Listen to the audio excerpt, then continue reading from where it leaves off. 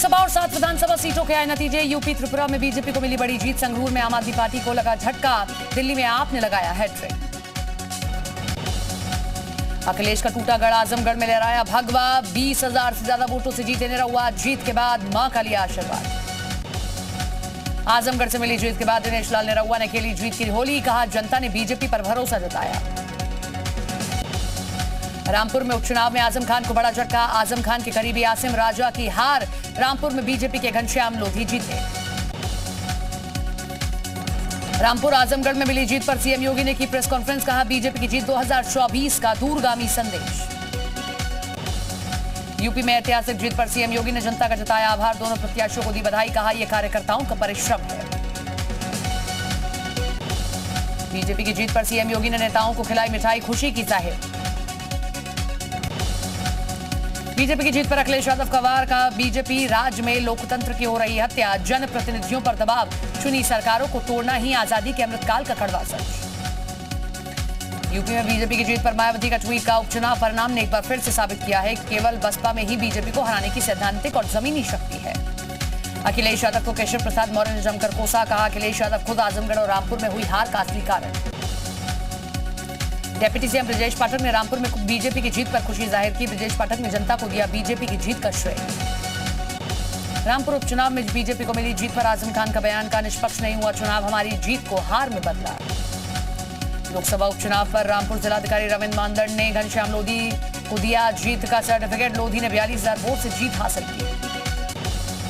BJP की ऐतिहासिक जीत पर पूरे यूपी में जश्न। ढोल नगाड़े बजाकर पटाखे फोड़कर खुशी जाहिर कर रहे कार्यकर्ता। रामपुर में पिता की जीत पर अजय कुमार लोधी ने खुशी जताई। रामपुर की जनता का बहुत बहुत धन्यवाद। कहा रामपुर के लोगों के लिए करेंगे काम।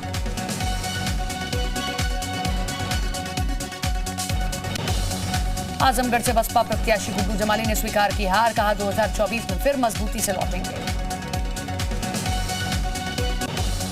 दिल्ली में आम आदमी पार्टी का जलवा कायम। राजेंद्र नगर विधानसभा सीट पर जीते दुर्गेश पाठक। आम आदमी पार्टी ने लगाई जीत की हैट्रिक। सीएम भगवान मान का रहा किला। संगरूर सीट पर हारी आम आदमी पार्टी। शहद अमृतसर के मान जीते चुनाव। कांग्रेस, अकाली दल और बीजेपी की जमानत जब्त। माणिक साहा को त्रिपुरा की बारडोली सीट से मिली जीत। सीएम की कुर्सी रही सुरक्षित। बीजेपी को 2 सीटों पर मिली जीत।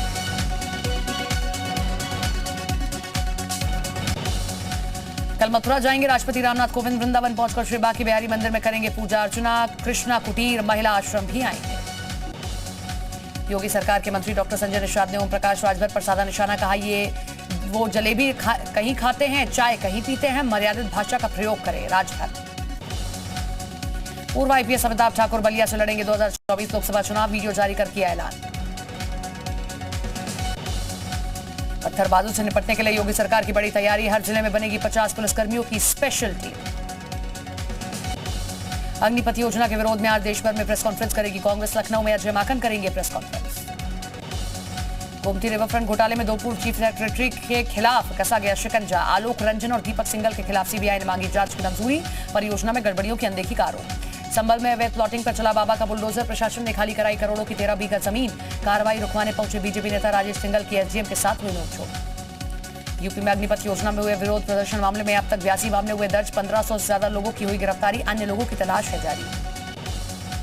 यूपी में लोगों को जल्द मिलेगी भीषण गर्मी से राहत। मौसम विभाग के मुताबिक यूपी में 27 से 28 जून तक मानसून आने का अनुमान। यूपी में आज शाम 5 बजे तक बंद रहेंगी शराब और बियर की दुकानें। यूपी में आज ड्राई डे घोषित किया गया है। प्रयागराज में डिप्टी सीएम केशव प्रसाद मौर्य ने उद्धव ठाकरे पर साधा निशाना। बोले सत्ता के लिए विचारों से समझौता करने वालों को उनके विधायकों ने आईना दिखाया। फतेहपुर में केंद्रीय मंत्री साध्वी निरंजन ज्योति का उद्धव ठाकरे पर हमला। कहा उद्धव राज में हुई संतों की हत्या पर लगा अभिशाप। मेरठ में गौकशी की वारदात को अंजाम देने वाले 3 आरोपी गिरफ्तार। दिन दहाड़े गौकशी की वारदात को दिया गया था अंजाम। अमरोहा के हाशमी नगर के निवासी कमर अहमद पर प्रशासन का शिकंजा। गैंगस्टर एक्ट के तहत आरोपी की संपत्ति को मुनादी कराकर प्रशासन ने किया सीज। नोएडा के ग्रेटर वैली मैदान में देवराज स्पोर्ट्स क्लब और आरसीए के बीच खेला गया मैच। देवराज स्पोर्ट्स क्लब ने बनाए 464 रन। तन्मय सिंह ने 268 रन की पारी खेलकर बनाया record. State para badminton tournament में गोल्ड जीतने के बाद अब नेशनल खेलेगी दिव्यांग स्वाति। गोल्ड मेडल जीतकर देश का नाम किया रोशन। जालौन के अमीता गांव की रहने वाली है स्वाति। अल्मोड़ा सोबन सिंह जीना विश्वविद्यालय ने 3 दिवसीय अंतर्राष्ट्रीय सेमिनार का किया आयोजन। इस सेमिनार में भारत नेपाल के संबंधों में बारे में चर्चा की गई। अमरोहा के गांव चोटीपुरा के श्रीमद दयानंद कन्या गुरुकुल में डीएम ने टॉपर्स को किया सम्मानित, बच्चों को दी शाबाशी। जालौन में नशा मुक्ति निवारण दिवस पर आबकारी विभाग की अनोखी मुहिम, ग्रामीण इलाकों में लाउड स्पीकर बजाकर नशीले पदार्थों का सेवन न करने की सलाह दी, कहा नशे से अभिशाप से जीवन को बचाएं। श्रावस्ती में अवैध शराब के कारोबार पर आबकारी विभाग का चला डंडा। उल्भा गांव में आबकारी विभाग ने 65 लीटर कच्ची शराब की बरामद, 40 प्लास्टिक के डिब्बों में रखा गया, 400 किलोग्राम लहर भी नष्ट किया गया। चंदौली में नशा मुक्ति दिवस पर डीएम संजीव सिंह ने गोष्ठी का आयोजन किया, नशे से दूर रहने के लिए लोगों को किया जागरूक, कहा नशा परिवार समाज के लिए अभिशाप।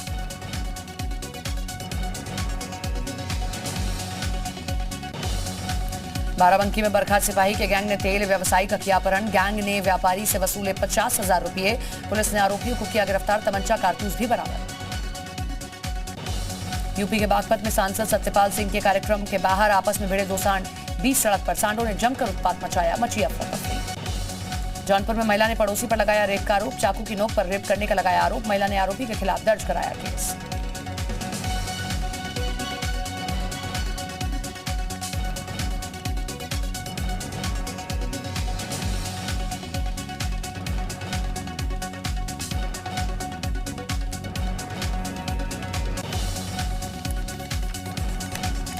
लखनऊ में दिन दहाड़े रेलवे ठेकेदार की हत्या, बिहार पुलिस की वर्दी में आए बदमाशों ने घर में घुसकर गोली मारी। गाजियाबाद के एलिवेटेड रोड पर स्टंटबाजों का कब्जा, रील शूट और मौज मस्ती का बनाया अड्डा, एलिवेटेड रोड पर फोड़े स्काई शॉट और वीडियो वायरल। पीलीभीत के अमरिया ब्लॉक में ब्लॉक प्रमुख की दबंगई, हरिद्वार नेशनल हाईवे पर एमबीबीएस डॉक्टर की जमकर की पिटाई, किसी तरह जान बचाकर भागा डॉक्टर, दर्ज कराई एफआईआर। कानपुर देहात के मोहम्मदपुर गांव में कुएं में गिरी बकरी को बचाने के लिए उतरे 4 युवक, एक की मौत, 3 हुए बेहोश। आगरा में मुख्य चिकित्सा अधिकारी के कैंप कार्यालय में घुसा अज्ञात शख्स, सरकारी गाड़ी का तोड़ा ताला, बैग और कागजों को किया इधर उधर।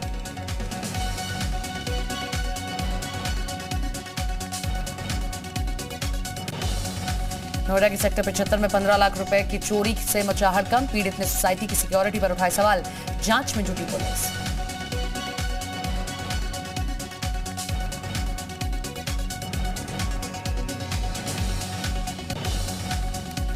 शाहजहांपुर पुलिस ने शातिर लुटेरे के गैंग को किया पर्दाफाश, 5 लुटेरे गिरफ्तार, पुलिस ने बड़ी तादाद में तमंचे किए बरामद। मुजफ्फरनगर पुलिस ने अंतर जनपदीय चोर गैंग के 2 सदस्यों को किया गिरफ्तार, किसानों की ट्यूबवेलों को अपना निशाना बनाते थे चोर। पीलीभीत में चंदौली के पास बने देवा नदी घाट पर जिला प्रशासन ने अवैध खनन पकड़ा, मौके से खनन माफिया के ट्रैक्टर ट्रॉली और जेसीबी किए जब्त। कन्नौज के आर्यवर्त ग्रामीण बैंक में संदिग्ध कारणों से लगी आग, आग से लाखों रुपए के सामान सहित खातेदारों के रिकॉर्ड जलकर खाक। मुजफ्फरनगर के गांव फुगाना किसान की गोली मारकर हत्या, खेत में पानी चलाने गए किसान को बदमाशों ने मारी गोली, पुलिस शव को पोस्टमार्टम के लिए भेज जांच में जुटी। गोंडा के तांबेपुर गांव में दिन दहाड़े अज्ञात बदमाशों ने प्रधान प्रतिनिधि भोलू सिंह पर चलाई ताबड़तोड़ गोलियां, मौके पर प्रधान प्रतिनिधि की मौत, शव के साथ परिजनों के साथ हंगामा किया। बांदा में विद्यालय में लगे समरसेबल से करंट लगने से आशा रसोइये के बेटे की मौत, परिजनों ने शिक्षकों पर लगाया लापरवाही का आरोप। रायबरेली में लखनऊ प्रयागराज मार्ग पर तेज रफ्तार का कहर, तेजी से आ रही पिकअप खंबे से टकराई, हादसे में 5 लोग हुए घायल। हरदोई में बगौली रेलवे ट्रैक पर वेल्डिंग करते समय फटा गैस सिलेंडर, हादसे में 4 मजदूर घायल, एक की हालत गंभीर, लखनऊ किया गया रेफर। चंदौली में अनियंत्रित तेज रफ्तार बाइक सड़क किनारे बिजली के खंभे से टकराई, हादसे में बाइक पर सवार 2 लोग गंभीर रूप से घायल हुए। फतेहपुर में दर्दनाक सड़क हादसा, हादसे में एक महिला की मौत, 5 घायल। थरियाव थाना क्षेत्र के बड़े पुल के पास की घटना, पुलिस ने शव को पोस्टमार्टम के लिए भेजा।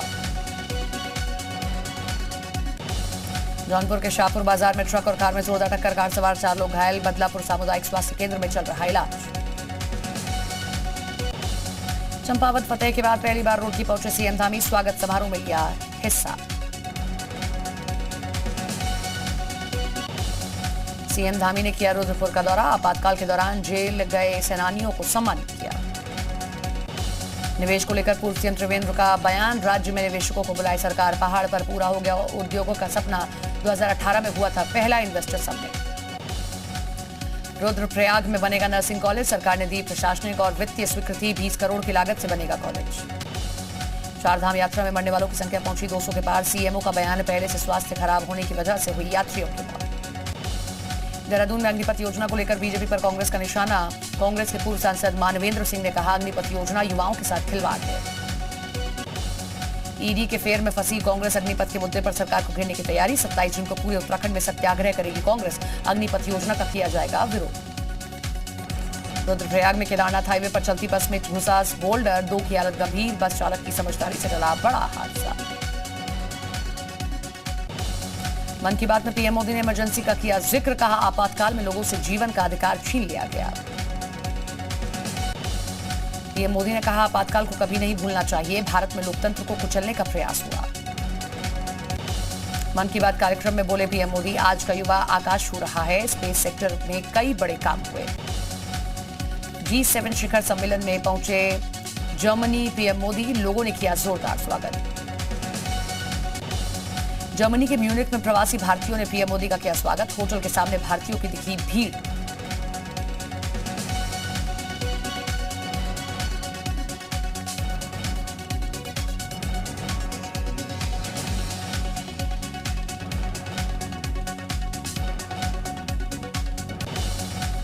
जर्मनी में प्रवासी भारतीयों से मिले पीएम मोदी, लोगों के बीच पहुंचकर किया अभिवादन।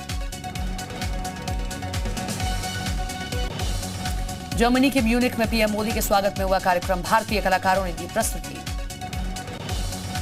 पीएम मोदी ने म्यूनिख में भारतीय समुदाय को किया संबोधित, कहा आप में भारत की एकता दिखती है।